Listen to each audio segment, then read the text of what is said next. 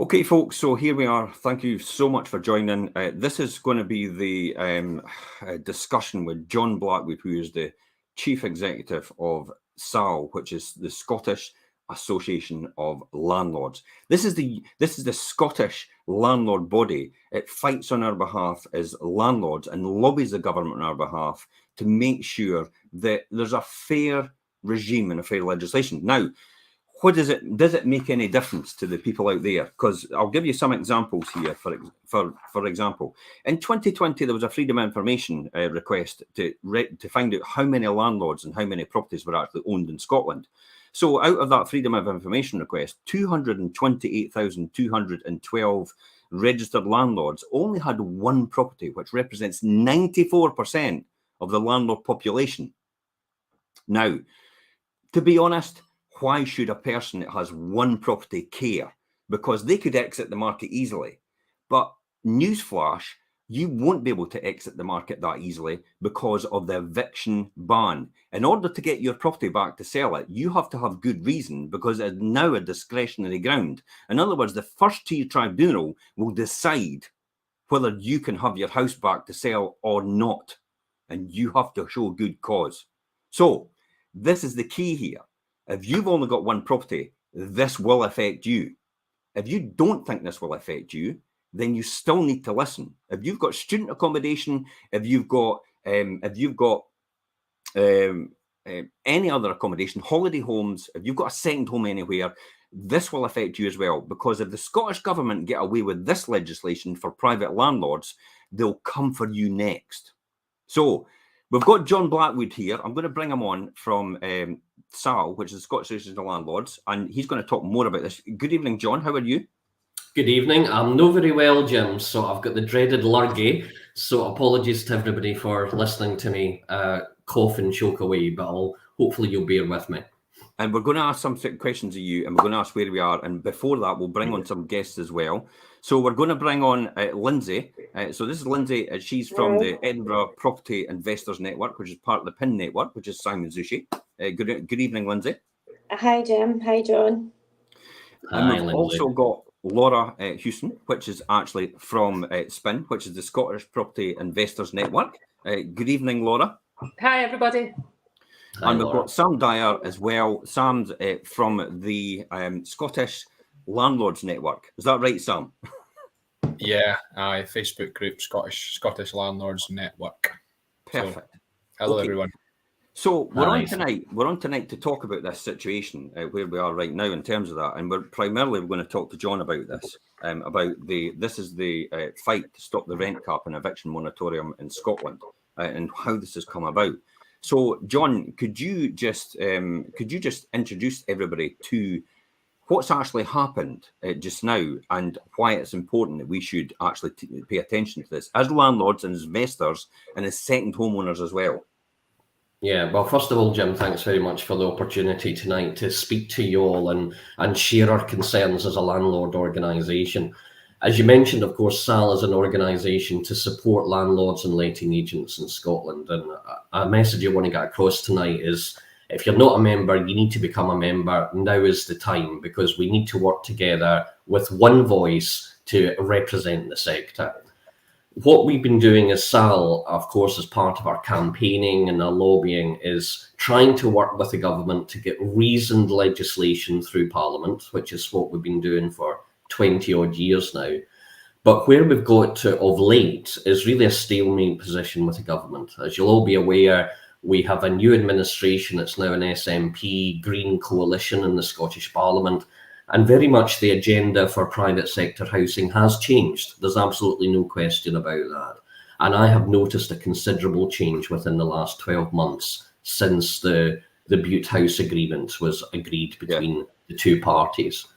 So where we got to last September, you might be aware it was one of those days that I will never forget in my life, the 6th of September, when the First Minister stood up in Parliament and announced there was going to be a rent freeze and a moratorium on evictions, or an eviction ban, as she described it. Now, the biggest hit for us was there was absolutely no consultation with the sector about it. And before every other bit of legislation, whilst we can maybe argue whether they're good, bad or indifferent, The government's always been keen to engage, even when it came to COVID legislation. And that was an emergency that was of a worldwide nature. It was a pandemic we were all facing. Nobody knew what was going to happen. But literally, the day before the legislation was announced, the Scottish government was on the phone consulting, saying, we're going to have to do something. We're going to affect the private rented sector, blah, blah, blah. What do you feel about it? How could you give us input? What's your ideas here? And I felt that we should have been afforded the same right with this current crisis, the cost of living crisis that they keep talking about. But of course, there was absolutely no consultation. And I have to be honest and say I took it personally because I thought it's just me that they're not talking to. And I was almost reassured when I found out from my colleagues in other organisations and in the social housing sector as well too, that they never phoned anybody. Nobody knew about it. So as a result, what I believe is we've got ill thought through legislation that was rushed through Parliament. And by the way, she announced it was going to be emergency legislation that they were implementing in Parliament, but it took them over a month to actually lay it before Parliament, but that's another issue. But there was no scrutiny through Parliament. It was a case of, well, here it is, and this is what we're going to be doing. And we, because the SNP and the Greens can force any legislation through, they can quite frankly do what they like. I didn't feel that was good politics. And the end result is legislation which I don't think is fit for purpose. And what we felt as an organisation speaking up for landlords is we needed to challenge this in court. And where we are with that is a judicial review. And I know some people out there might think, well, this is an opportunity for us to go to court and say, here's all the bad things that the government's ever done to private landlords. What do you think about this? And overrule Parliament and all of these different areas. You can't do that by judicial review. It's very specific. And basically the crux of our argument in our petition to the court was this was an infringement of a landlord's human right. That's the basis of our argument that we're taken to the court. And we've had a hearing that was back on the 4th of May when that was discussed. So what we're saying is landlords, we hear a lot about tenants having human rights, and I don't dispute that. Of course they do. But landlords have human rights as well too. And under ECHR rules, so it's European Convention rights, as they're called under human rights legislation. Although we're out of Europe, we still sign up to the convention. And within Article 1, Protocol 1, there is the right to your possessions and right to your property. And through further case law on that, we know that landlords have a right to actually make an income from renting their property. That is a human right that we have. And what we believe is that this is a direct infringement of that right. So what we're challenging in court is we say that actually Scottish ministers, the Scottish government, has acted out with their remit. So they don't have legislative competence to actually bring this act in. So we're asking the court to literally throw the act out and say that it's unlawful and it cannot be enacted in this country. And it's quite surprising, John, that there is an expectation that landlords almost don't have the right to make any money or any profit out of their property. That then really surprised me, because I don't know any business model that actually operates like that. No, exactly. And we've been singled out here. So we believe the legislation discriminates against private landlords because, funny enough, social landlords, they're allowed to increase their rents. So they don't have the rent caps that we have. Why should we be classed differently to social landlords when actually we use our rents for exactly the same purpose? So we believe it's unfair and unjust, and no law should condone that effectively.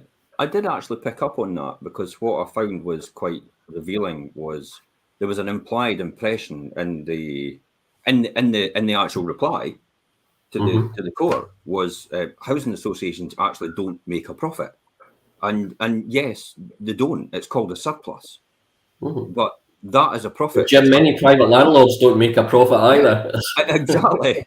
And the surplus is used to actually renew and improve the stock, and that's why you have to make a profit. And that's the simple rules of standard business practice, isn't it? Of course, the motivations are different, and they are, especially local authorities, to providing a public purpose, and housing associations there are providing social housing, affordable housing. And so it's operating within a different regime, and there's very much a need for that.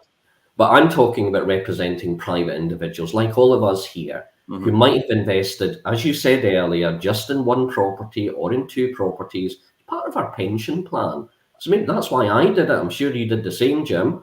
And, you know, I'm thinking long term about the gain from this. I'll be honest, I don't make money on a month-on-month basis from it, but that's not why I'm doing it. I'm not in it for that short-term gain. I'm hoping that someday I'll be able to sell that and that will boost my or support me in my retirement. So my motivations are different.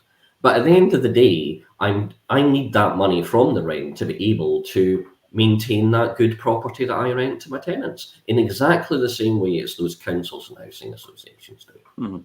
Why is it important then for landlords and investors out there to join the Scottish Association of Landlords then? Why is it important? Why? Because you do get that reservation all the time, don't you? And Lindsay and Laura and Sam will back this up. As you know, why should I bother? I've only got one property, or I'm selling next year. You know, why is it important? Because it is the majority of landlords. Well, you and I go a long way back, Jim, and we'll remember over 20 years ago, before even the Scottish Parliament, let me tell you, when we were campaigning for landlords and saying you need to join a landlords organisation, we were hit by landlords just saying, oh, well, I can't afford it, or why bother? And a lot of it's that inertia. Yeah, it's really, there's a lack of interest because we're isolated individuals. We tend to work on our own. We don't work together as a group. We don't form organisations. I know these guys online today have got online forums, and that's great. But back then, that wasn't the case. And even now, there's not a great deal of people following those kind of online forums. So people are isolated. A lot of the landlords don't identify as landlords, which surprises me more than anything. Most just have one or two properties. You know, I go to dinner parties and they'll all sit around the table and say, what do you do for a living? And I think, oh God, this is going to kill the conversation. And then I say, well, you know, and then lo and behold, there'll at least be one person at that table will turn around and say, oh, well, I've got a property that I rent out, but I'm not a landlord. And I'm like, how many do you need to have to be a landlord? And I do joke, I think it's easier to admit you're an alcoholic than it is that you're a private landlord. So we need to look at that. And I think that's for organisations like us to say, do you know, let's be proud to be landlords and letting agents. Let's be proud to provide a good service to our tenants. Why shouldn't we? And in so doing, we're able to go to government and saying, listen, support us. Don't hit us over that head with a stick. You keep wanting to do. And to be fair, over the years, with different politicians of different political parties, they do get that, because some of them do recognise that they need you and I to provide this valuable service. But it's just where we are with politics today is quite concerning.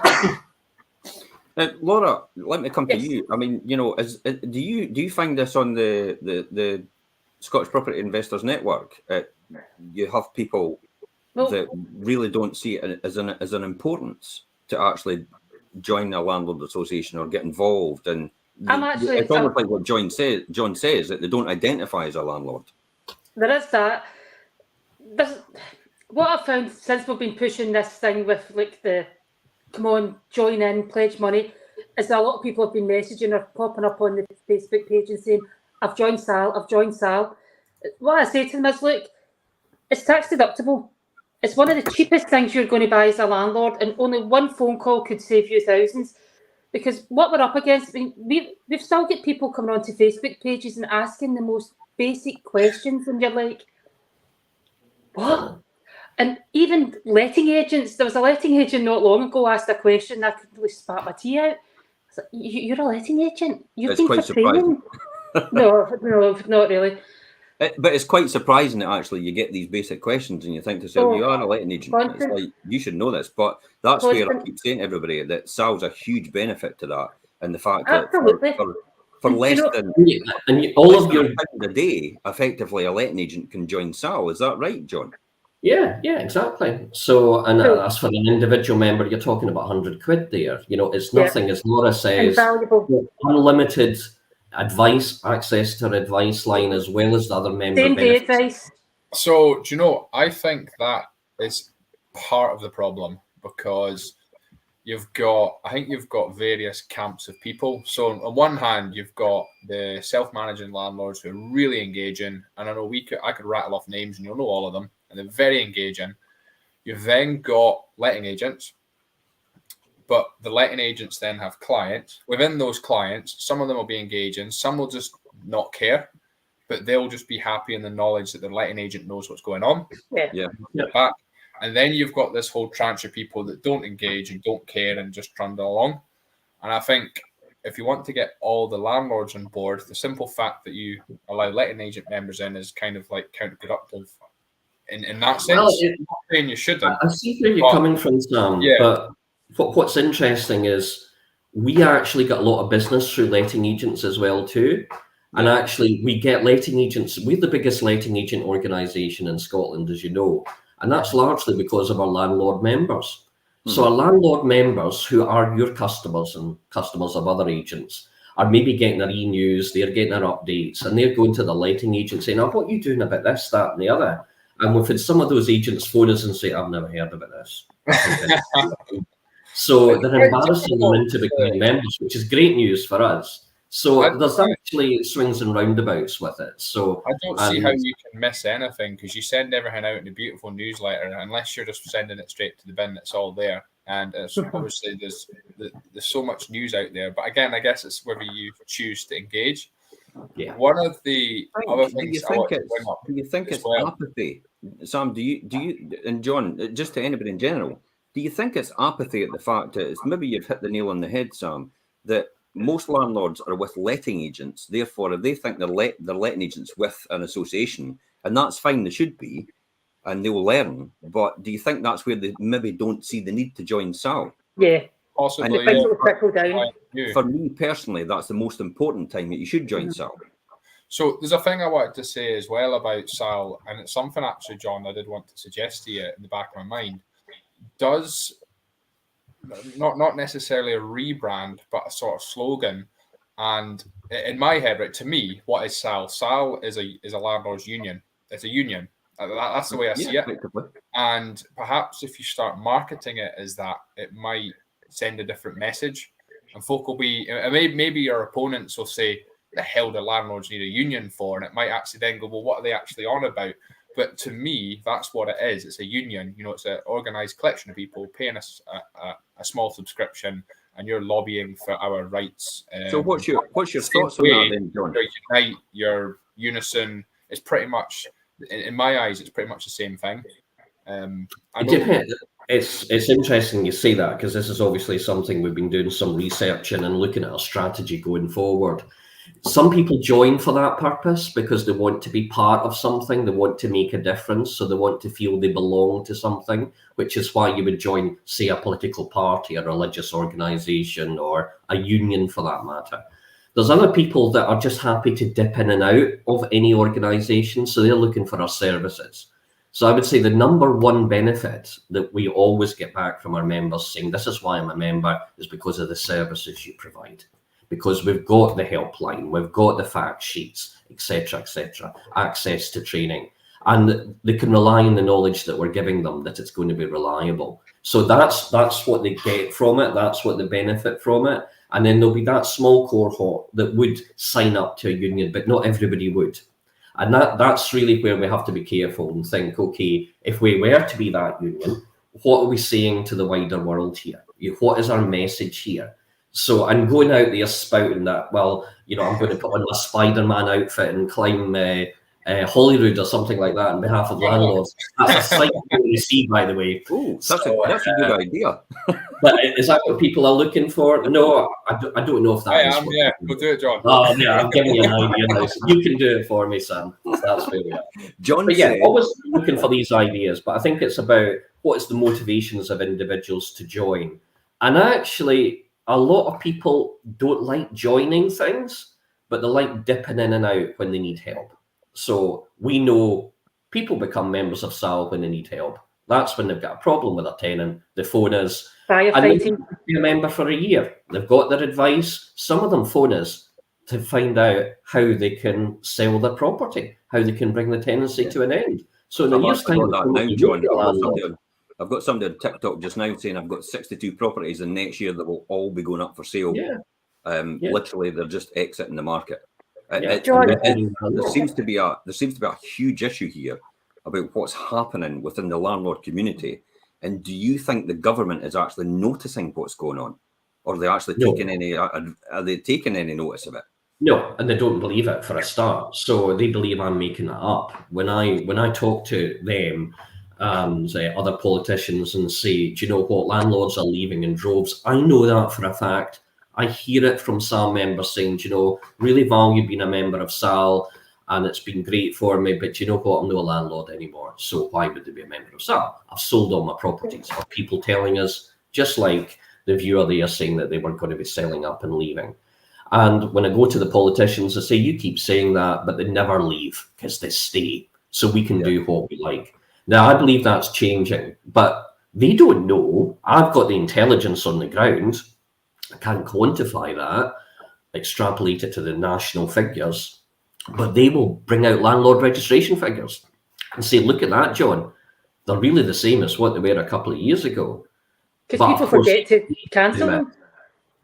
Even they have, it's not an exact science. So remember, you only have to renew your registration every 3 years, and who's going to go and take their name off it if they've sold, for instance? So that's what I measure. The other issue is as well, with lots of people incorporating, you're then doubling up a lot of your landlords. I know certainly my client base, virtually all of them are buying in limited companies. Many of them already have properties in their personal name. So in effect, you're doubling the number of registrations. On top of that, and myself included on this list, I own properties in multiple limited companies. Again, that's more landlords. So are they getting counted as one? Probably not, when it's ultimately one person. The national figures even further. The figures do break it down, Sam. So you're able to see how many properties, and always think that's the overall figure we're looking at here. So what's the effect? We're seeing a reduction in the number of properties. In fact, it's in the news today. So our major portals turning around saying there's a lot fewer properties coming to the market now, the rental market, than before. I'm not surprised at that. I'm hearing that. I'm a letting agent as well as a landlord. I'm losing clients. They're selling. They're going. That's a fact. I'm not making it up. I think there's a bigger picture here as well. So, like, if you look at the landlord registration figures, there's like 228,000 registered landlords with one property, 12,300 with two properties, and 1,757 with three or more properties. So, 1,757 landlords is never going to prop up the entire private rented sector in the whole of Scotland. Aside from that, you've got landlords who are in support of supporting tenants. There's not any landlords that I know that aren't in support of supporting tenants. But when they're just one landlord with one property, they maybe don't see the impact that we see in the current market. So, for example, if we put a property on just now, one property, you get 60 viewing requests within an hour, you have to turn it off. But we can't give it to 60 people. There's sheer desperation in the market, and what's being portrayed in the media is that landlords are increasing the rents, but in actual fact, it's the tenants. Because when you're at the property with 2 or 3 tenants, they then start to outbid each other so that they get the property, because they've been looking for a property for months and months and months. And what's actually happening in the market just now is sheer desperation for housing, and that's what's driving the rents and things like that up. And I think if you're just one landlord with one property, you don't necessarily see the colossal impact of a couple of landlords leaving the sector. It's not just a couple, it's a lot of single landlords with a lot of single properties. And like the chap that's just been mentioned on TikTok, big corporations as well are also shutting up shop because of the anti-landlord rhetoric that's going out. And that for me is the bigger picture, because the homelessness numbers are increasing. Like, the homelessness numbers are the largest they've ever been since records began in 2002, and there's more than like 28,000 open homeless cases right now, and that was when it was last recorded in September. So who knows what the number is now? That's for me where the impact of this legislation has the largest impact, because there's no I think you're quite right, Lindsay. I think that the people who are going to suffer in the long term are not private landlords, because they'll sell their asset, they'll move on to something else, they'll get out of the business if they've just got 1 or 2 properties. The people who are really going to suffer long term are the tenants, because of the lack of accommodation. And when it comes to rent control, ironically, rent control does one thing throughout the whole world. Wherever we have rent control, what does it do? It raises rent. That's what it does. So, we need to look at this. I think it's right. Scotland needs to have its own solutions. We need to think innovatively with parliamentarians to come up with solutions that's going to suit everybody, tenants and landlords alike. But the way the government's going about this just now is just bash the landlord, because quite frankly, nobody cares about the landlord. So, and actually you'll win votes if you're a politician by doing so. So it's a bit of a no-brainer for the political parties to just throw legislation at private landlords. And that's why they do. Something that worries me, and it's much the same as what Lindsay was talking about, all these individual landlords, the ones who are with letting agents just now, what worries me is that they come away from the letting agent, they're going to do it themselves, and standards drop. We don't have safety checks done. We don't have basic things done. We go back to the dark old days. We're slowly still climbing out of those days. Does the government not realise this is like a catch-22? Something's got to give. If you keep pushing and pushing, people will go it alone, standards will drop. They're also pricing a whole market of people out of housing. It's frightening. People keep saying, well, houses are still there, there won't be homelessness, these buildings are still there, but they're only going to be available to those in touch with. It's quite interesting when you're saying things like that, because if we bring ourselves back to the whole point of the actual, the challenging the legislation John has done, and the Sal's done, and who are the other members actually involved in this? Is it the National Federation of Residential Landlords? No. So obviously they're English based. So this is specific to Scottish landlords and legislation in Scotland. So basically what we did as SAL is we developed a coalition with Property Mark that represent letting agents, and Scottish Land and Estates, which largely represent rural landlords in our estates.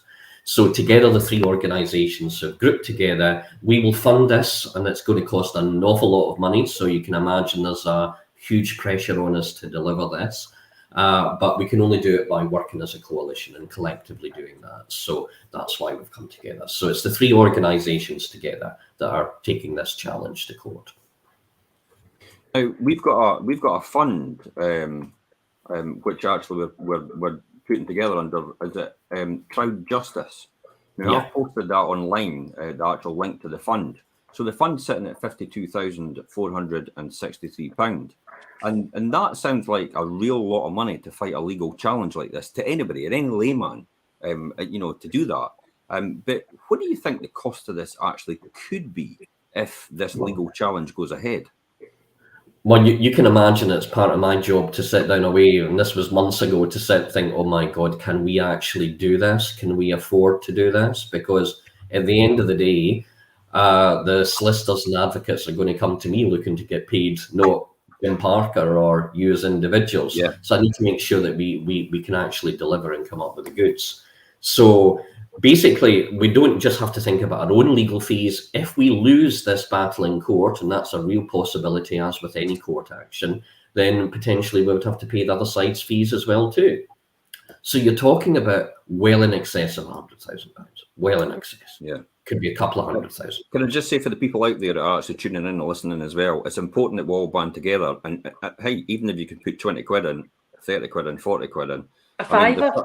There's some landlords put a considerable amount of money, and there's some, if you're a letting agent, you should be putting a considerable amount of money as well, because obviously you represent your own landlords, and if they're not putting in, then hopefully I'll appeal to you and say, look, send this link out to your landlords as well, and actually say to them, could they contribute to it? Because it's important to protect their rights as well. More importantly as well, the reason that I've got behind this is because I realise the huge implication it's going to have on tenant welfare. And I know that's not popular to say right here, because it's a landlords forum that we're on. But the tenant, no landlord without tenants, Jim. It's like what you said, John. The person that's going to suffer the most out of this is the tenant. If the landlord has increasing costs, this is just to make it obvious. If the landlord has increasing costs, for example, interest rates, for example, inflation with contractors, with insurance, and anything appropriate to the property. And then you've got someone that turns around and says, but you can't increase your sales value, in other words, your rent. Then there's only a matter of time going to come where the landlord then can't afford to do any repairs, because there's not any money left to do that in the property, because that's what profit is for, to reinvest in the property. And that's where we are, Jim. An adequate return on investment. And this is kind of where we are for most landlords. We can see it on the forums. But for tenants out there, and because tenants should be tuning into this as well and understanding the ramifications of this, is if your landlord can't afford to sort it, then they're either going to have to hand the property back to the bank and say, look, I can't afford it anymore, or they're going to have to try and sell it. And that leaves you in a position of vulnerability. Now, that's not any of our doing. It's a landlord has been backed into a corner by someone saying, you can't charge any more than this, even though your costs are going up more than that. And that's the difficulty. So the person that suffers out of this the most in the long run is the tenant. And this is why it's important. That's the crux of our argument in court, Jim. And that's exactly what we're saying, is that the Scottish Government has really singled out one area of society, private landlords, not even landlords, because social landlords are excluded from this, private landlords, and saying you have to bear the burden of all these costs on your own shoulders, regardless of the financial circumstances of all landlords or indeed all tenants. And that's fundamentally unfair. But you're right, and I do want to emphasise this, that, and Laura picked up on it earlier too, tenants are our customers. We need tenants. They provide the income for us to continue to operate the businesses that we do. I want to be a landlord. I'm proud to be a landlord. I provide a good service to my tenants. I want every landlord in this country to be the same. I want to provide a good home for my tenants to live in. So that's good quality accommodation that they want to stay in. I want my tenants not to move out. I want them to be there forever. That's part of my game plan. So, but what I see is all of that's been eroded. And as was mentioned earlier, we will see standards slipping. And I have campaigned, as many of you will know, for years and years to up the game in private renting, to have better accommodation. And I'll be honest, and I do believe we have better accommodation now in the PRS than we've ever had. Will that continue to be the case? I don't know. Because the way things are going, it'll be the rogues and the crooks and the criminals that will survive all of this, because they don't care about legislation. I want to interject here, because I think we are on the verge of a great reset. I say a great reset. We're accelerating towards an environment where, because what I'm seeing with my client base is go big or go home. That's pretty much where we're at. Go big or go home. And with your economies of scale, you can still make a lot of money landlording, investing in property, etc., etc. And if you go big, you've got the margins there to be able to absorb all of this. The little guy's getting pushed out. But part of me wonders, is this not what the government wants? They want to get rid of small individual landlords because they're hard to regulate, they're hard to manage. If you've got bigger corporations who are probably limited, they're incorporated, it's a lot easier for the government to track what you're doing. So I wonder if all of this is kind of on purpose, they're pushing us out, or the little guys out. And in their place, if we have the likes of, we've seen in the news about Lloyd's potentially entering the sector, is it John Lewis converting department stores, that sort of thing. If these players come in, well, let's think about this for a second, right? If you're a letting agent, you're dealing with, okay, so there's lots of letting agents all over Scotland and self-management landlords. Within each letting agent, there's then all the different landlords who have a different sort of style of working. Some of them will complain about repairs, some will just do whatever they're told, and they're all different, right? So from the tenant's point of view, the level of service is very flat. It's all over the place. If you've got a big corporation with 10,000 units, for example, the level of service is probably going to be the same right across the board. Whether it's good, whether it's bad, it's going to be the same level of service. It's going to be very procedural. It's going to be members of staff, employees pushing it. And so from a tenant's point of view, it's going to be very similar. And the little guys are all pushed out. Now, the advantage of this, as far as I'm concerned, is if we have what we have right now in Scotland is Sal's basically the biggest player we've got fighting our battles. We've got it's a fragmented collection of people as John says, it's very difficult to organise us all. We don't have any big corporations in Parliament lobbying for us. As soon as the big corporations come in, what are they going to do? They're going to start lobbying government to get things the way they want. And there's a classic example of that is multiple dwellings relief. Who allowed that? You know, a government that's so anti-landlord, so anti-profiteering, have allowed multiple dwellings relief to come in by the back door. So for the listeners that don't know what that is, I've just been hit with. Yeah, 6 or more properties, residential properties in one transaction, you qualify for a bit of legislation called multiple dwellings relief, and there's a massive savings. Now, the reason for that, I believe, I'm sure, Lindsay, were we not talking about this? I'm sure it was you who were speaking about this, and you've got quite a bit of knowledge behind this. And it was to do with student organisations saying that we won't be able to transact because we'll get absolutely hammered in stamp duty. It was something, I think they were one of the key players in lobbying this. And it got put through. It didn't really hit the news.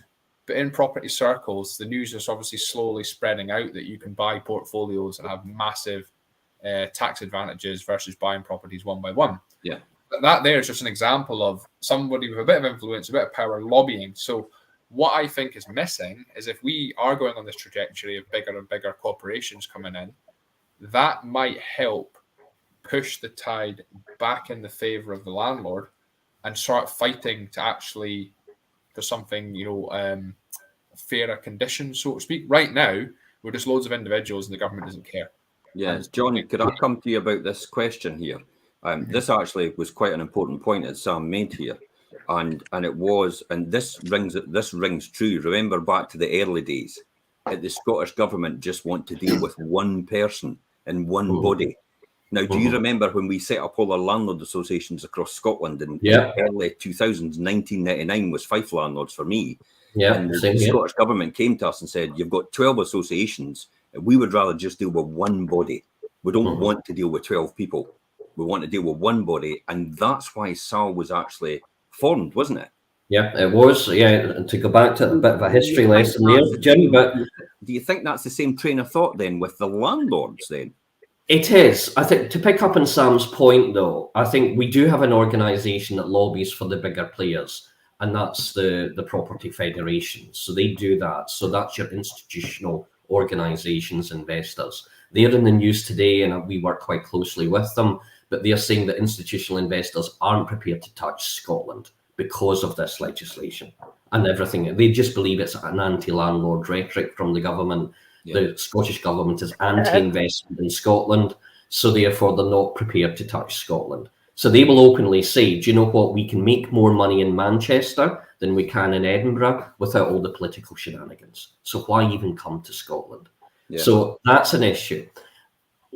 Are they easier to deal with from a government perspective than a bunch of individual landlords? Of course they are. So a government would prefer to have a smaller number of players, but with bigger units, and they're easier to control. And as Sam, as you mentioned, I guess the quality of your standard is probably better. It's spread over a larger number of units there and controlled in perhaps a much better way. The issue is, though, from the government's perspective, and what I hear from politicians speaking to them is they don't want the private investor to provide the accommodation. That's the issue. They want housing associations and local authorities to provide the accommodation. So that's why we've got housing associations diversifying now, creating private arms, because they believe they are the best landlords to provide the accommodation. That's where the money's going. So that's the future that many politicians see. And, we've got openly some politicians turning around and saying it is morally wrong for a private individual to be renting out property. That shouldn't be allowed in this country. What if you're a limited company? Because this is where I think I'm a limited company with 2 directors. Is that a private indivial? Technically, I don't think they would draw the distinction between the two. It's still immoral. So too much. They believe accommodation for renting should be state-owned effectively or publicly owned in some way. Going back to our housing associations, our local co-ops, charities, that's where they see the future. In an ideal world, perhaps that would be nice, but you know what? We do need private investment. And it comes back to this thing that often when I'm talking to landlords, they'll say to me, does this mean my big business is done then? I should be selling up and leaving. Well, I'm not doing that because there will always be a future for the private landlord. And I think you've hit it in the head earlier, Sam, where you were saying that, yes, actually, maybe this is a time for those who can afford to stay in it, to consolidate, to grow effectively. And I was speaking at an investor conference a few months ago, and obviously I was spilling off about how terrible all of this was. And he invested in commercial property, and he said, I've never touched residential accommodation, but actually I think I might do it now, because what I'm hearing here today is that this is a market in crisis. So customers are desperate for accommodation, and we need to provide it. So if you can afford to get into it, then it's actually not a bad thing to do. And if you've got the money behind you. Provide it at a price, John, and that's the tenant that suffers yet again. Of course. I'm just seeing the stock that I've owned a while, the rents are just, on the assumption you haven't remortgaged. So I typically, my whole strategy has always been getting the deal with as much leverage as possible, get out the deal, and then you leverage at a point and that's it. Mm-hmm. Generally, I would stay the same or go down. So a lot of my older stock has got low leverage because of the capital growth. But importantly, the payments kind of roughly remain the same, but the rent's gone up. And so over a period of time, the margin's getting bigger and bigger, and interest rates have took a wee jump. So actually, the longer you're in the sector, I find you just make more and more money. And so with rents shooting up, what we're really talking about is your turnover from your rents going up. And so these little these bumps in the road, they may affect you, but I think it'll only derail you if A, you've bought crap property, or B, you've over leveraged. And that's which a lot of people did. And Jim and I will remember 20 years ago when lots of people were starting the sector, they didn't have any money at all. I spoke at investor conferences and they said, you don't need a penny to invest in property. And they were giving out credit cards and saying, you just buy a property on this credit card. Well, that's still going on now, John. So, and that's how you did it. And of course, unfortunately, at some point, unless the market continues to go up, that's going to become a problem. So I think for many of us, we're consolidating, we're looking at a business, but you see it, as you say, Sam, as a long-term strategy here. But for many landlords, that's the thing. Some people don't watch their leverage. I know. And some of them might be at that stage now. They don't have a long time to look at it, and that's the landlords that are leaving. They might think, do you know what? I probably would be selling in 3-5 years' time anyway, because that's part of my plan. And actually, now they're thinking, actually, now's the time to go. Just do it now. Probably will get worse. Which makes it worse. But here's the thing. That's all very well, but they won't let you bloody sell it if your tenant refuses to leave. And then what we're going to end up as well is with a housing crisis where all the prices of housing is going to go boom, because it'll be the reverse of what's happening in our sector. So we've got all these tenants want them, so demand's driving rents up. But when all these houses go for sale and everybody wants to sell, the demand drives the prices down. That's right. It's basic economics, and that's how it works. And for some politicians, when I'm speaking to them, Laura, they'll say that's what we want. We want house prices are too high. We want there to be a slump in the market. So it makes it more affordable for people to buy. John, to the legislation. It's quite interesting when I was reading some of your documents about your arguments. Now, this is one I want to cover because we're nearing the end of the show. And it's quite interesting that you said, indeed, one focuses on the original stated aims of the 2022 Act, and social tenants were said to be, by some distance, those financially vulnerable.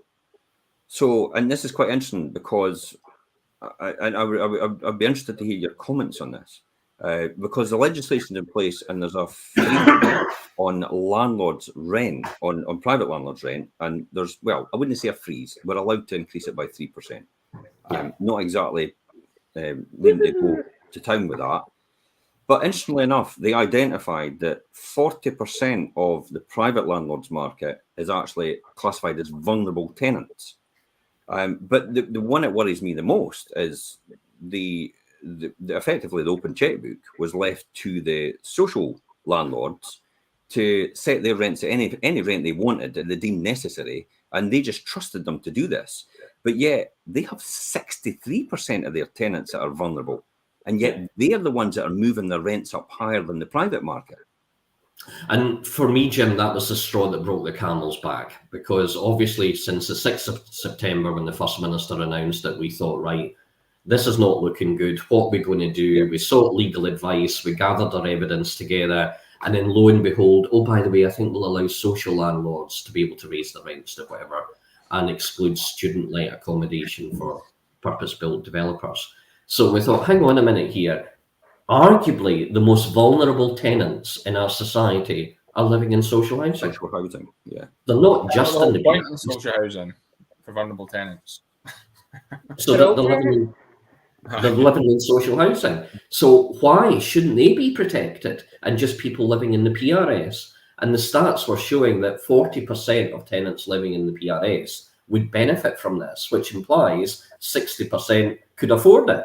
But we do know that we've got richer people in some cases living in the PRS because they can afford to live. So the 60% that can afford it actually have rents frozen for them.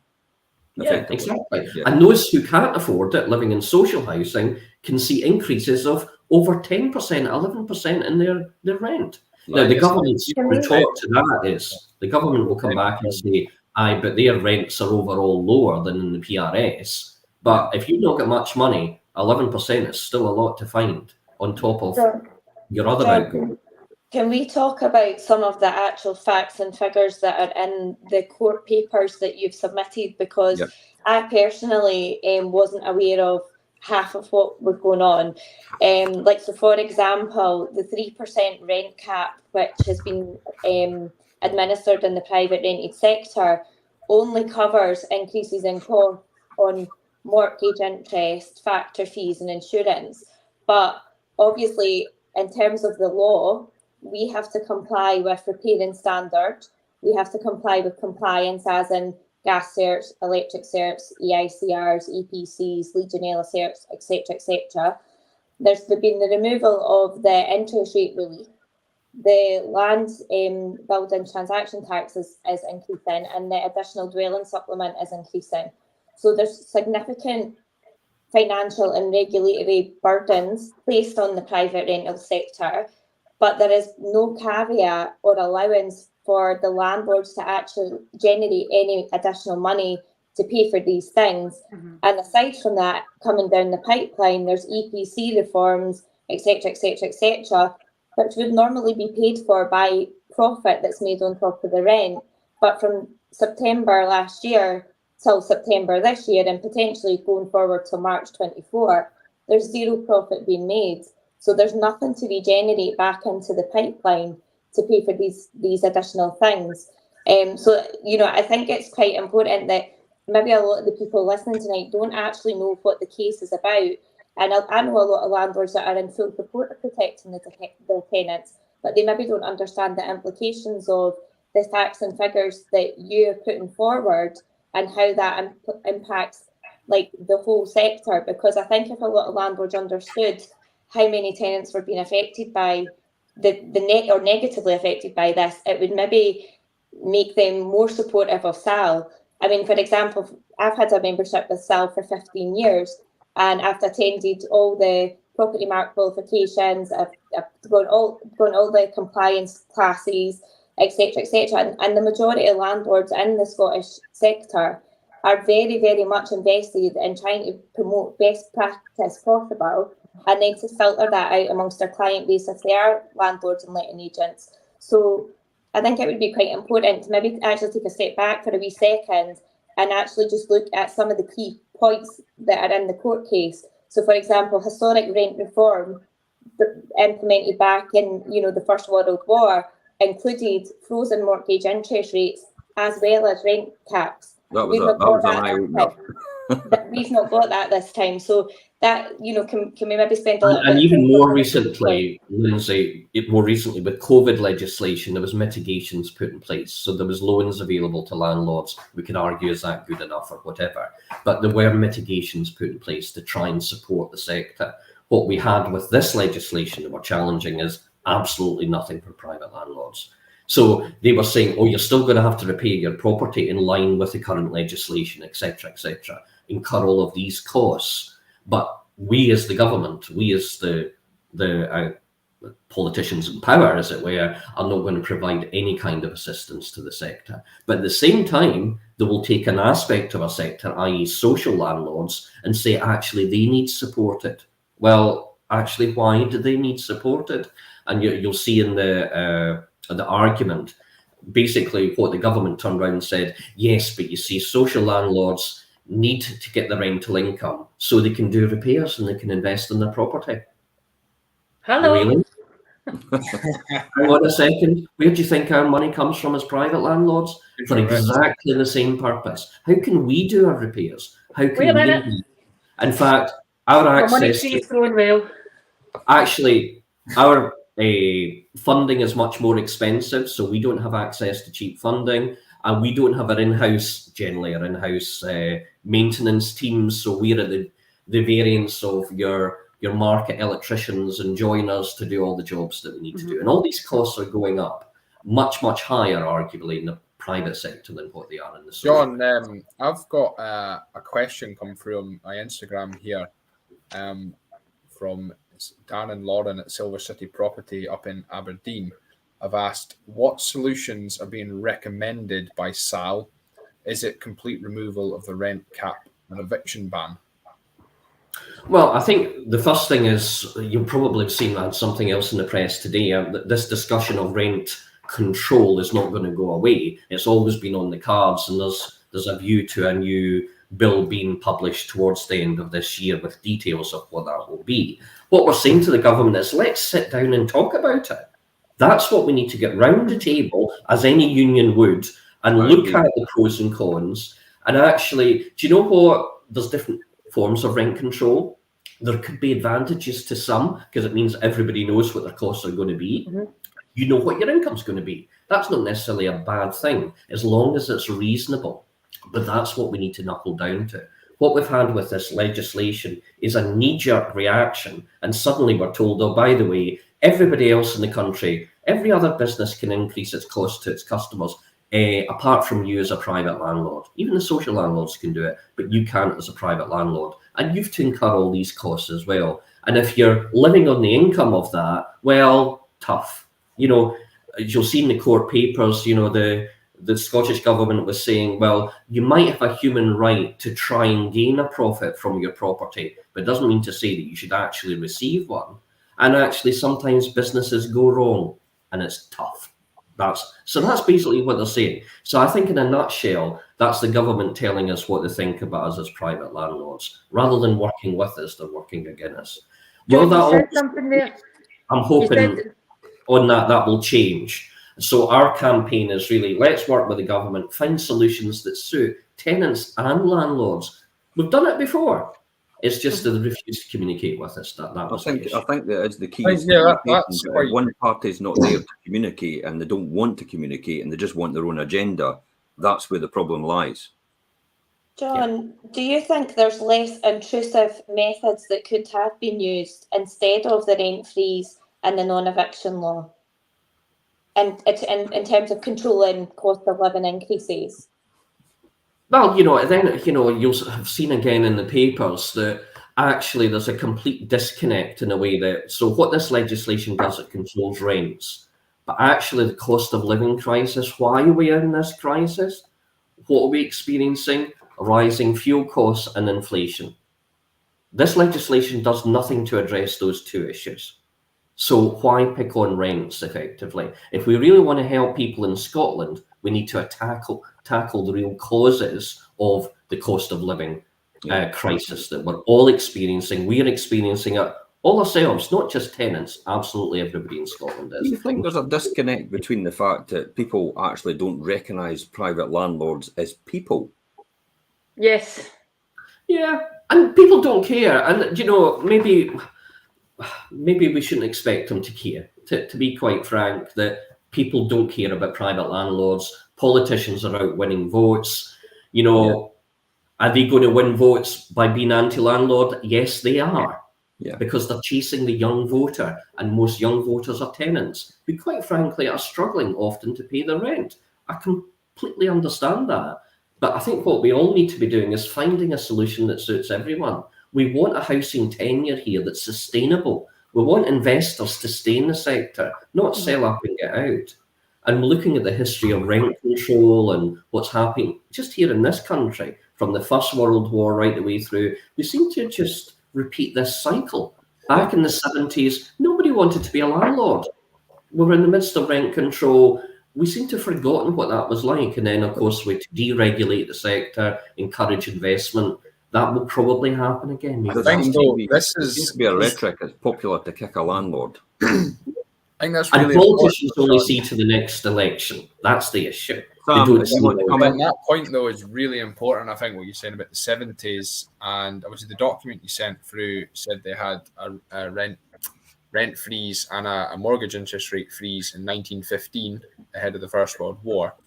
But I think back then, obviously, the banks, there weren't as many banks as there was back then. It was a bit easier to kind of control it. It was mainly from the central bank, if I'm right there. But they had various freezes on off. And then obviously they had a bit of a boom. And then, as you said, in the 70s, there was rent caps. And I remember, obviously, when I was learning my craft as a letting agent, stroke landlord, short assured tenancies and assured tenancies were the thing. And it was, that's pretty much been the thing since 1988. But I was born in 1990, so of course I don't remember before then. Before then, you had the 1984 Tenancy Act. And I heard stories about, people would say, oh, yeah, they're on one of those old leases. You can't evict them until they die. And if they die, the lease is inherited by the family and all this. And, what's going on? Sorry, my Protected tenancies, you're thinking, John. Yeah, protected tenancies. And you still have those types of tenancies. They still exist. Exactly, but there's obviously so many different tenancy types, all the way from 1915 all the way through. I actually dug out. My grandparents went into a home recently, and my dad was clearing the house out, and my granddad moved away for a year and rented a house in Sussex, and this was 1956 or something like that. And my dad found the lease, and he went, "You'll find this interesting," and I did, in a sad way. And I was like, "Wow, this is mental!" Like looking through this lease, and it was. But obviously, there's been so many different changes over the years. It's so easy to forget all of that. And the point you've just brought up is, in the 70s, we had rent controls. No one wanted to be a landlord. There was a crisis. And then they deregulated the sector. It swung back again. We've had various other events. That there was a buy-to-let boom in the 90s. There probably still is a boom. They're pushing back. But at some point, they're going to turn around and go, oh, crap, we need stock. And then at some point, I think there will be a tipping point.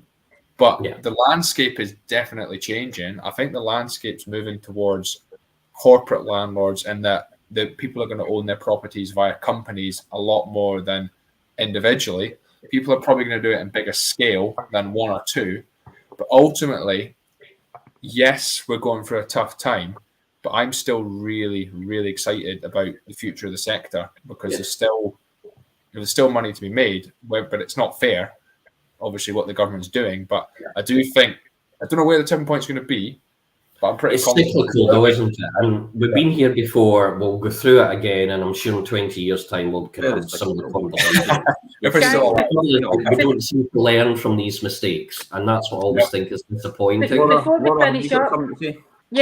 Before we finish up, finish up, can we kind of touch on the discretionary grounds now?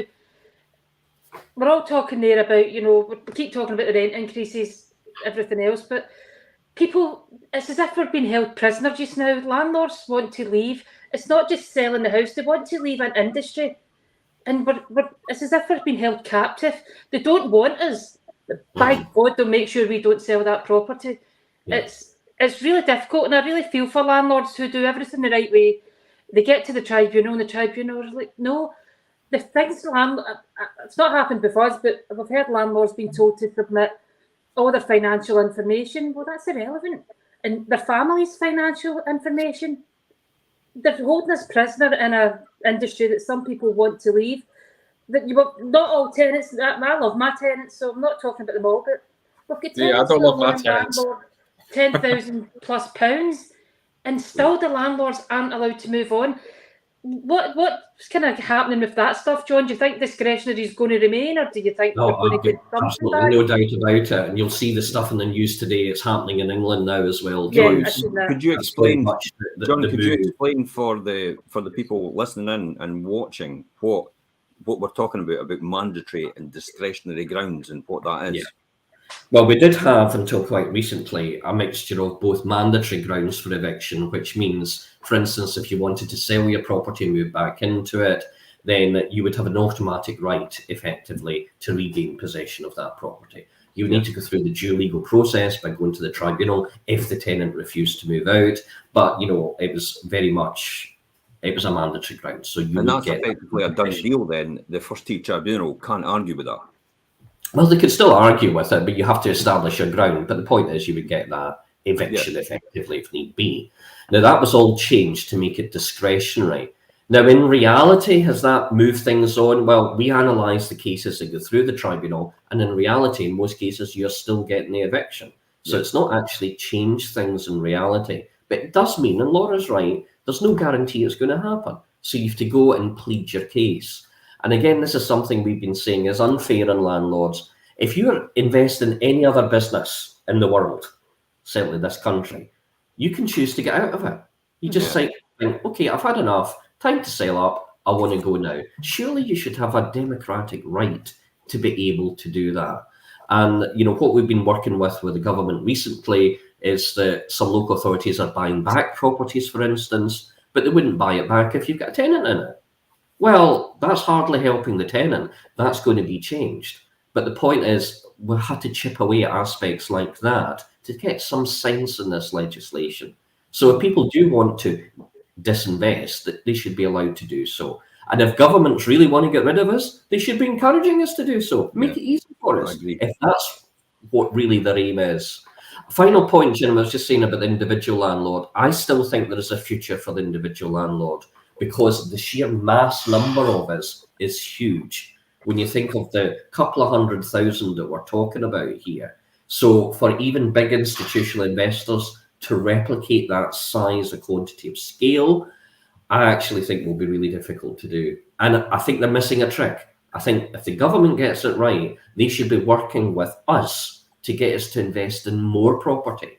Could you imagine if we all just over the next year were to invest in one more property? Think what that would do for our homeless statistics. Think how that would help reduce rents and provide valuable housing to people in Scotland. And that's a no-brainer as far as I'm concerned. So don't hit us with a stick, actually encourage us to invest and stay in the sector. That's right. Absolutely. I agree. So to finalise, John, where are we with the legislation? What happens next? I mean, you've put the challenge, you know, for the legislation, and then what's the stages that happen next? So basically, we're still fundraising. So please, if you can donate whatever you can afford, we really, really welcome that. So the link's in the post here. So if you can click onto that link and actually put into it. Now, as I said before, it's sitting at 52,463. But when you actually look at it, there's over 200,000 landlords in Scotland. So if you think about 200,000, effectively £10 each, that's 2 million. Yeah. There shouldn't be a legal challenge. We would have deep pockets. We'd be able to challenge this properly. And we can only do this because of organisations like what you said, John, and I'll just point this out. This is what happened with the NLA, the National Landlord Association. They took a stand against legislation way back. You'll probably remember it, John, and actually challenged the UK government. But literally, when they did this, that challenge brought them to their knees because they started to run out of money.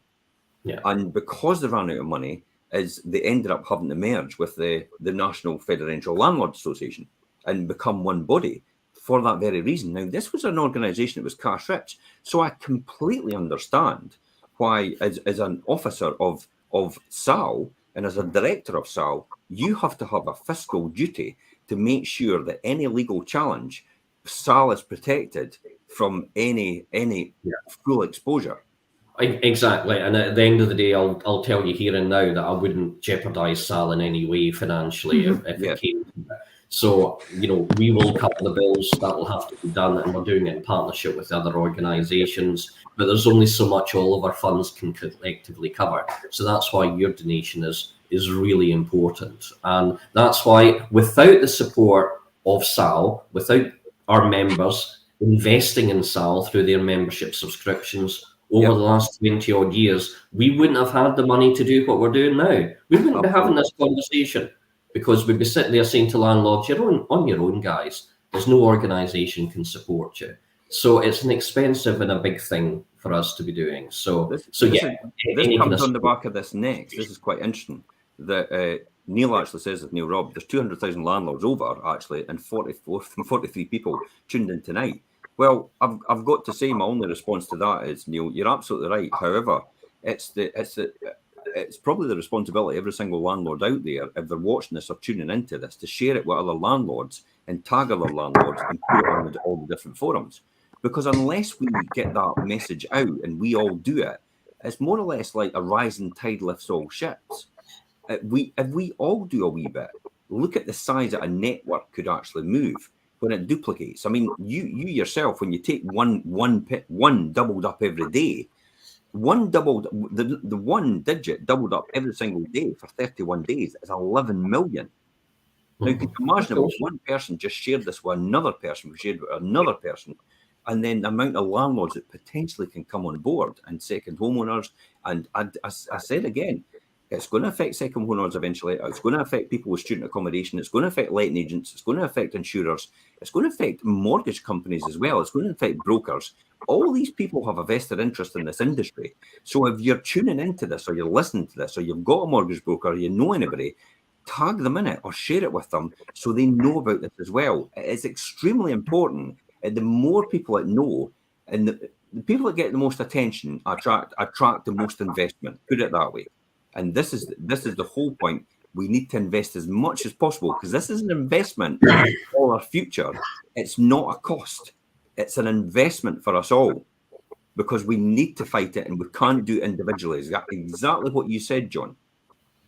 John, are you allowed to share the court arguments with all your members? Well, I think what we'll be doing shortly is the next stage, and I think Jim did ask this earlier. We've had the substantive hearing, which is on the 4th of May. So the next stage is waiting for the decision of the court, effectively. So that will be a written decision, and once we've got that, that will summarise the argument and the decision that's been made by the actual Lord Harrower that's dealing with the case. So we'll be sharing that in due course, and hopefully, obviously will be determinative. It will tell us exactly what the court decided, and it would be for, certainly if we won, I have no doubt that the government would be challenging it again. They would appeal because that's what they do with everything. So again, that would be more legal costs, but we are where we are. And certainly once we've got that final decision, we'll be sharing that with everyone. So, because I think that's a substantive document that will really pin down the arguments, because it's all very well both sides putting everybody thinks they've got a good argument, and I think we've got a good case. So, and it's very well detailed there, and I think we've thrown everything at it that we could. But you know what? It's really up to the judge to decide. So I find it extremely difficult to sit there and read your submission and read their submission and actually think to myself and think they're actually right, because your submission is pretty clear cut on the complete disparity between how it is between us and the social landlords and any other landlord, and also as you said, the unfairness when we apply the European legislation to this, and the fact that we're a group that's been effectively sidelined and vilified and picked on by using draconian measures. That's kind of how. That's the only way I can explain it, John. And to be honest, we could have avoided all of this had the government got round the table with us. Their argument is, well, we couldn't come and tell you we're going to do this because John Blackwood would just go and tell every landlord to put their rent up when they could. They obviously have great faith in the power that I have in Scotland within 24 hours to raise every single rent. But, I thought that's a stupid argument. And we've always got round the table before, and I want to get back round the table. And to be fair, say to the civil service, since all of this, we have had close dialogue, and now we're working on what potentially rent controls look like in the future. And the irony is, John, these discussions. You're exactly right. And I get your thought about what they said about that. But I would point out, and I did point out to them, I have anyway, because you've read the emails, that SAL is actually SAL and LAS, which is Landlord Accreditation Scotland, is actually the approved Scottish government body for training letting agents and landlords. And they didn't feel that they could go to their approved body to actually consult. in case they're a Well, body. on that, again, it was a flimsy argument, I thought, because remember, we were getting radio silence from the government, but the next thing I knew, they were having these meetings with the social housing providers. And I think, hang on a minute, do we not exist anymore? And of course, they weren't doing that with the PRS providers at all. And of course, they were getting round the table to see what kind of agreement could they come up with effectively. But, there's organisations around that table, no different to SAL, that are membership bodies. I can't compel, and I don't pretend to be able to do it, I can't compel every landlord and letting agent to charge the same rent or control what they increase the rent to. But we can exert influence on our members.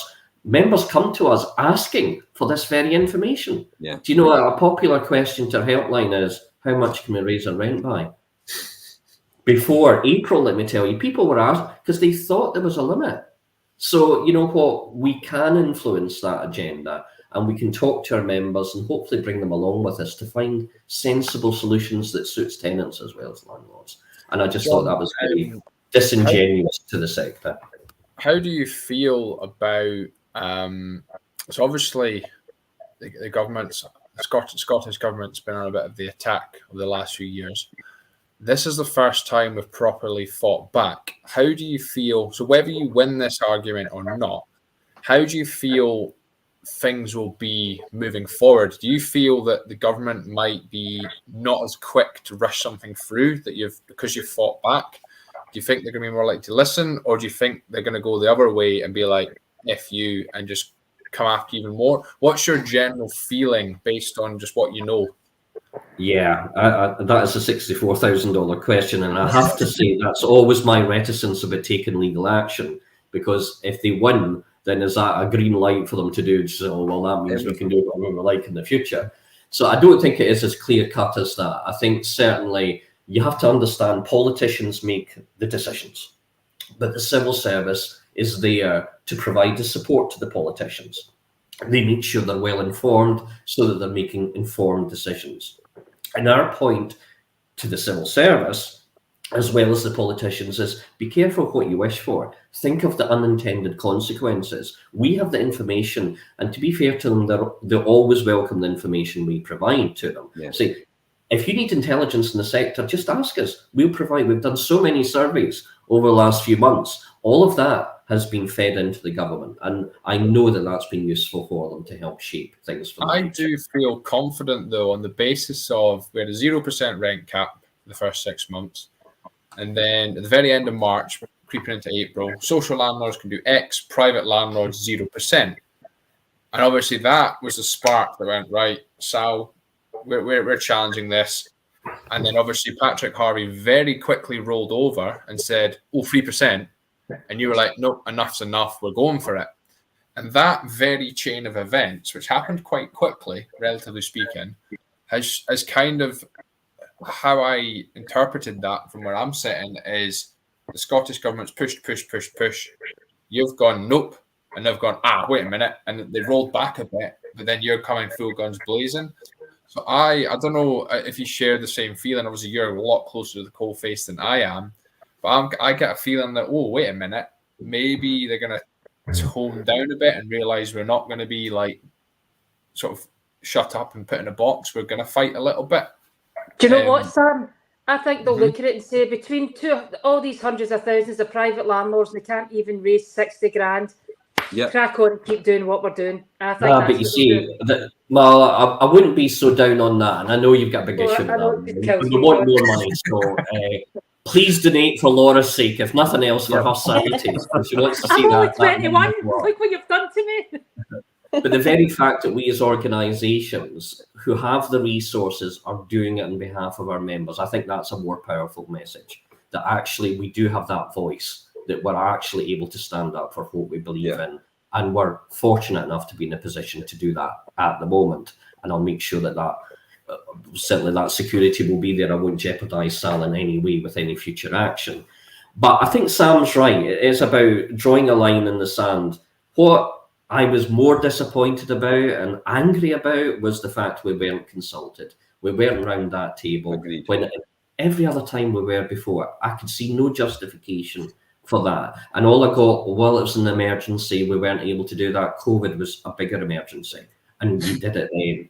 And that was only a couple of years ago. So what's the big change? See, during COVID, I was quite impressed with a lot of our clients, actually, because some tenants obviously had been furloughed and some tenants had been completely paid off.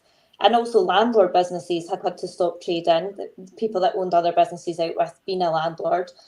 But whenever a tenant came to us and said, you know, I'm struggling with my rent, the landlords were really, really good. A lot of them were saying, well, if you're only getting paid 80% salary, I'll accept 80% rent, or my costs are X, if you cover that, that's perfectly fine. Yeah. And I feel like with the cost of living crisis, wouldn't have been any different. If the tenants had come to us and said, look, guys, we are struggling here, then we would go back to the landlord and meet a common ground. So, you know, for me, I think, well, if there was a cost of living crisis, the best way a government could have targeted that would have been to cap the power cost or extend the help that they were giving each household to get through the fuel poverty. COVID was led by the UK government. What we've got here is attack from the Scottish government, which are a lot more militant. And I think one of the biggest problems of the Scottish government, not just restricted to property, is there's no second chamber. They can come up whatever they want, rattle it through. Now, the House of Lords down south, whether you agree with it or not about how they're appointed, that's one completely different question. But its sole purpose is to scrutinise legislation in the Commons and kind of make it fit for purpose. So we don't have that in Scotland. And that, Sam, just as a final point, the only scrutiny in the Scottish Parliament is through the committee structure. And lots of people are really critical of that. And to give you an idea, this legislation, when it came to the local government committee, the government hadn't even produced the legislation. So literally the night before it was published, and I was called to give evidence on legislation that nobody had seen, including us. And we were going to have a meeting about it. And basically, well, how can you do that when you don't know what you're going to be talking about? Or, well, let's just have a wee chat around it. That's what we were prepared to do on the morning of that hearing to give evidence. It did come out the night before, but that wasn't enough time for us to really digest that information. None of us, including the MSPs, let me tell you, they didn't have a proper time to scrutinise the legislation. Yeah. Okay, guys, that's gone beyond the hour. Let's sort of wrap this up. So I'm going to leave the last word with John, but Lindsay, have you got any final sort of summation on this, or what you think people out there can do to help? I think that for me, Scottish Association of Landlords is not only one of the main kind of training providers which LARN registered letting agents have to comply with, but they're also there to help you every single day with little things that come up that you maybe need guidance and advice on. They're as much a voice for the landlords as they are for the tenants. And I think that people should get behind SAL and support them in this case, because if nothing else, it paves the way for us to kind of voice our own opinions and perhaps get back around that table, where for whatever reason we've been omitted from at this time. Hopefully it'll get us back in that door again, which is what everyone really wants, I guess. Sam? What Lindsay said. I obviously it's very easy to get very negative and very doom and gloom, but I still feel very positive about the sector. It's a headwind and nothing more. I don't want to belittle the seriousness of this, but I'm still excited about the sector. We do need to obviously band together. As I said earlier on the call, I see SAL as a landlords union. I appreciate not everybody else does, and John doesn't want to box in that position. But I think it's got a very important role to play, and landlords do need to join the club. Obviously, collectively we're a lot more powerful, and we can achieve a lot. I mean, SAL has achieved a lot with the PRT coming in. I mean, you fought back and made the PRT a lot better than it maybe could have been. So it definitely have a role in government. So I think it's really important that people do get behind SAL and you'll donate to this crowdfunding as well. Even if it's a 5 or a 10 or whatever it is. So yeah, I want to be the positive one. I definitely feel positive about the whole thing.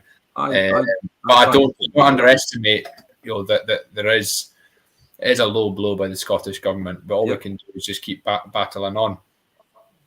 Laura. Power to the people. Pledge your money. Exactly. I mean, for everybody out there, the link's in the post to the Crowd Justice Fund. Everybody should contribute. I'll be pretty controversial and say tenants should contribute as well, because it's in their interest to actually make sure there's more private stock in the rented sector, because there's not enough houses to actually accommodate them if people leave the private rented sector. They have no choice. They need to rent and they cannot buy for their own circumstances. That's all. So it's important that this stock is maintained until, and I've always beaten this drum, that until the social sector has enough housing to accommodate. I've always said the day that the social housing sector has enough houses to accommodate all the people that need it, then I'll leave the sector quite happily. I'm okay with that. Never then. There's an incentive for the government straight away to get rid of it. I'll get rid of Jim. John, I'll leave the last word with you. Yeah, thanks, Jim. Just very briefly, I guess I want to emphasise as well, obviously we're here to support landlords and talk about what landlords need and how we can work together. But in no way do I want to come across as anti-tenant. Tenants are our customers. We want to work with our tenants. Absolutely. And we do appreciate, in all seriousness, people are struggling to pay their rent and pay all their bills. And actually, tenants struggling to pay their rent is not good for landlords either. So we need to work together to find a long-term solution to this problem. But I just find the knee-jerk reaction from government is just too much at the moment, and that's what we've been fighting against. So basically, if you're not a member of SAL, you need to join, and now is the time. It's now or never, guys. So some people just feel they don't want to be a member of anything. I respect that. Then that's fine. You can just become a donor to the Crowd Justice campaign. So it's open to anybody to make that donation. Why? Because it's allowing your voice to become part of a bigger voice. Landlords complain and moan a lot, but what do we actually do? And I'm prepared to do the shouting and bawling. I'm the one who's got the job of actually doing something about this. You're taking all the risk. Sorry? SAL is taking all the risk. Yeah. Exactly. You said it's when more and more money comes along, it's John Blackwood's name on the bill. SAL is reinvesting in our industry. Yeah. And now is the time. Laura, John was together. What's that? John was meant to have the last word. There you go. It's always Laura. That's always Laura. No, seriously, make a donation. Join Jim wants to go to bed. I am delighted that our membership is growing, by the way. So some people do ask us. So we've got more members now than ever before. But I want to see that voice grow, and please become part of the organisation. And thanks, Jim, again for making tonight possible. You're welcome. I'm sure we're probably going to have more like this anyway. If this is what people want, I'm sure it would be beneficial to get that message out and get more exposure for SAL, especially, and the importance of why it's really important to join SAL. Again, I've put the link in this post to join SAL. Please, really join. It's really in your interest. Regardless if you think it's not important to you, it will be, because I tell you what, there'll be a snatch and grab at some point in time if they get away with what they're doing now, and you won't be left with anything. And that's it. So thanks very much for coming on the show, guys. Really appreciate it. And thanks everybody for tuning in. If you're tuning in or listening to the podcast later on, still ask questions, because we can all go into the post anyway and answer these questions. We're all happy to do that later on. Apologies, we couldn't take anything really on the show itself. We just needed to get the salient points out and get the point made about how important it is to engage with this conversation now and get that message out to everybody else, and everybody else that is involved in some shape or form in this private rented sector situation right now. Okay, thanks for coming on, guys, and for everybody else, see you later. Bye bye for now. Good night. Take care. Bye.